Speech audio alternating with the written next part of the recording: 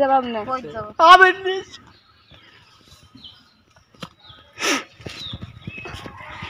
আমার কিছু নেই আমি যা করি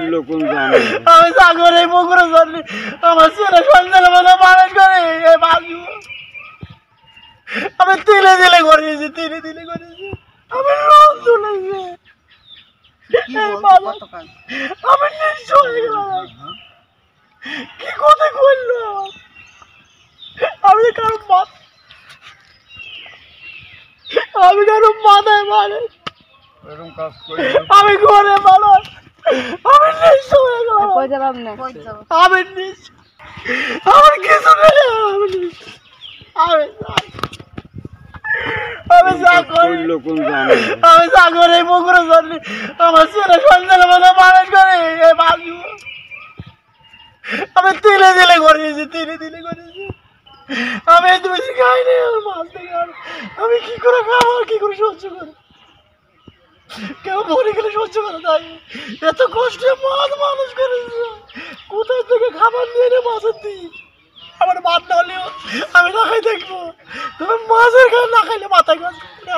প্রথম কিস্তি তুলেছি 50,000 টাকা তোলার পরে 46,000 টাকার মাছ দিয়েছি তারপরে মাছ দিয়েছি 87,000 টাকা তারপরে মাছ দিয়েছি হলো 8,500 টাকা তারপরে মাছ দিয়েছি হলো এদিনকে গড়ে বেঁচে 32,000 টাকার এইসব মাছ দিয়েছি